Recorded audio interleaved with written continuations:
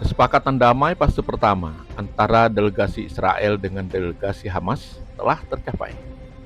Dalam fase pertama ini, kedua belah pihak saling membebaskan para sandera, penarikan pasukan Israel dari wilayah Gaza, gencatan senjata mulai hari Senin 13 Oktober 2025, mengizinkan 200 truk bantuan kemanusiaan ke Gaza setiap hari, dan warga Gaza boleh kembali ke kediaman mereka.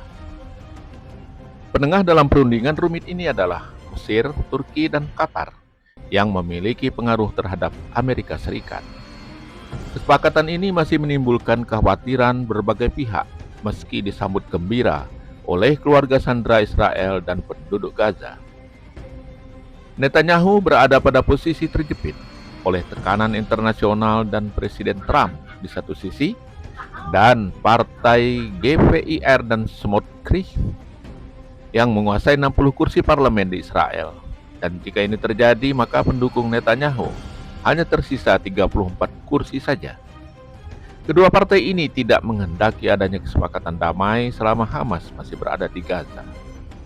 Sebaliknya, Presiden Donald Trump sangat serius mensukseskan rencana perdamaian ini dan sangat yakin akan mencapai keberhasilan yang belum pernah terjadi selama ini. What is the international stabilization force that's going to deploy to Gaza? What is that going to look like?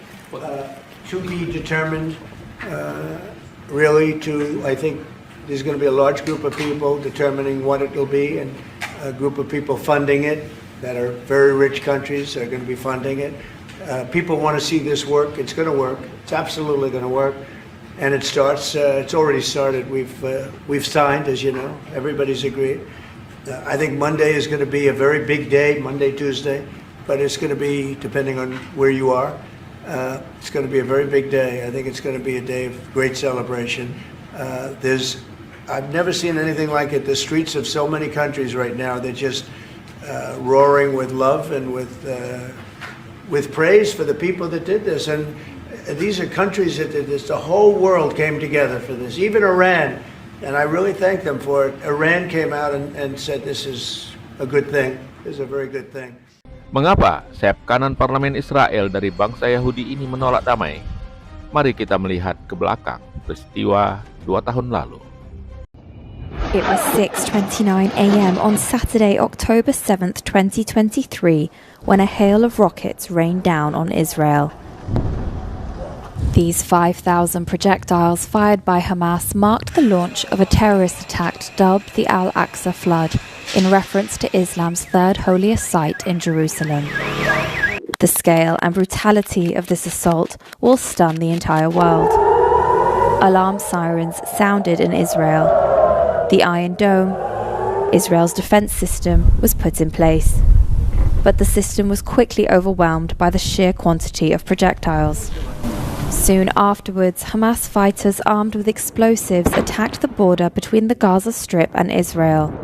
Attackers on motorbikes or in pickup trucks used these gaps to reach their targets, most of which were 30 minutes away.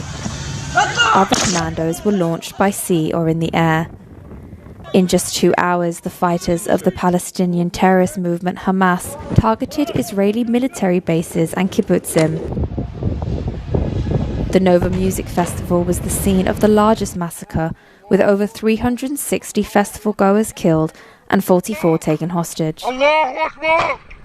In addition to murders, the UN said several victims were subjected to rape, torture, and cruel and inhumane treatment. Israel retaliated before 10 a.m. with strikes against the Gaza Strip. Shortly after 11:30 a.m., Israeli Prime Minister Benjamin Netanyahu declared that his country is at war. In the afternoon, 360,000 army reservists were mobilized to reinforce a 170,000-strong army. By midday, Israeli forces were gaining ground. But it was not until October 10th that the army declared it had retaken all areas attacked by Hamas. By the end of October 7th, 2023, almost 1,000 people had been killed and more than 250 Israelis taken hostage.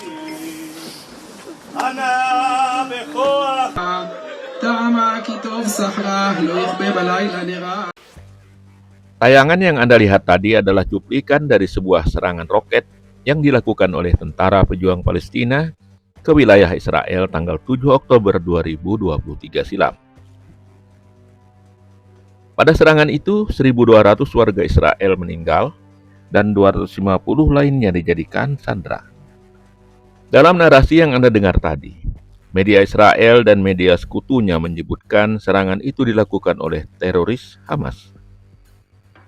Sesungguhnya Hamas adalah salah satu dari organisasi pejuang Palestina yang senantiasa berupaya untuk merebut kembali tanah mereka yang dirampas oleh Israel sejak tahun 1948. Jika situasinya sedang tidak ada peperangan, pemerintah Israel selalu melakukan perluasan pembangunan pemukiman di tanah wilayah Palestina yang semakin sempit. Selain merebut tanah wilayah, mereka juga melakukan pemusnahan keturunan Palestina agar suatu saat nanti tidak ada lagi orang Palestina yang menuntut tanah mereka. Saat ini, proposal perdamaian 20 poin yang digagas oleh Donald Trump, Presiden Amerika Serikat, sedang dirundingkan di Mesir. Israel tetap saja melakukan pengeboman di wilayah Gaza.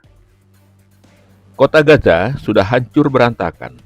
Penduduknya dipaksa mengungsi ke selatan, dekat Mesir. Hidup di tenda-tenda seadanya, tanpa makanan dan obat-obatan. Sekolah dan rumah sakit menjadi target serangan bumi hangus kota Gaza. Zionis Israel memblokade perairan Gaza, sehingga gerakan kemanusiaan yang membawa makanan dan obat-obatan gagal mencapai pantai. Semua aktivis ditangkap dan dimasukkan ke penjara, meski setelah 2 hari dideportasi. Pemerintahan Netanyahu sengaja membiarkan rakyat Palestina mati kelaparan sebagai bagian dari politik genosida mereka. Kesepakatan damai yang berat sebelah akan sulit dicapai karena bangsa Palestina hanya dijadikan penonton di tanah air mereka, tanpa ikut dalam pemerintahan dan tidak memiliki tentara. Jika proposal Trump ini diterima tanpa syarat, itu artinya Palestina menerima sebagai bangsa dan tanah air terjajah. Masyarakat Eropa seperti Inggris, Prancis, Jerman, dan negara-negara lainnya yang dulunya menjadi mitra dan membela Israel, kini berbalik arah menentang Israel. Gelombang besar demo mendukung Palestina turun ke jalan di beberapa kota besar, seperti yang Anda lihat dalam video ini. Akankah jalan tengah yang disyaratkan Hamas dan beberapa negara Arab diterima oleh Trump, sehingga perang benar-benar berhenti? Kita tunggu saja.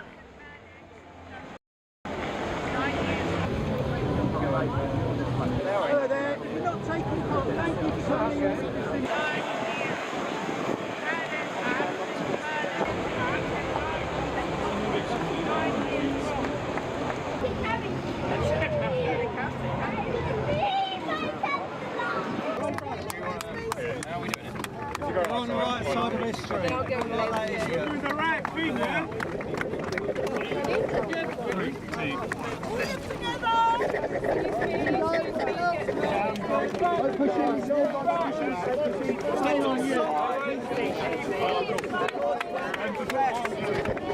What happens is that the policeman will come up and tell you that you have broken the Terrorism Act 2000 and whatever it is, and then we'll ask whether you will accompany them, and in my case I will say I'm afraid I will not, and so they then surround you, lift you up, carry you to a van, and it's quite a long and boring process, and then the van drives around the corner to a processing centre where you give your name and details, or if you choose not to give them, then you are taken to a police station.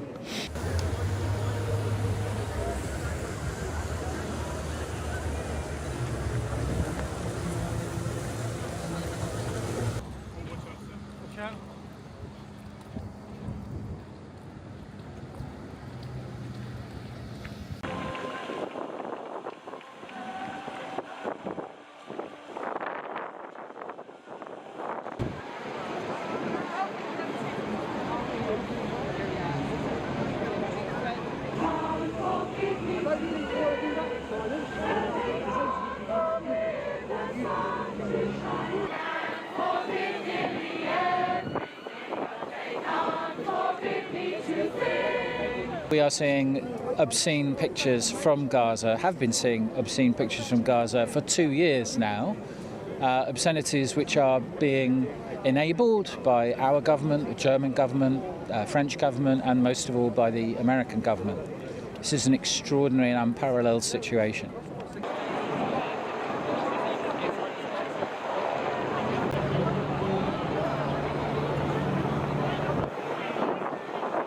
All I've heard is that they spray painted a couple of planes, and to me that's not a terrorist action. So I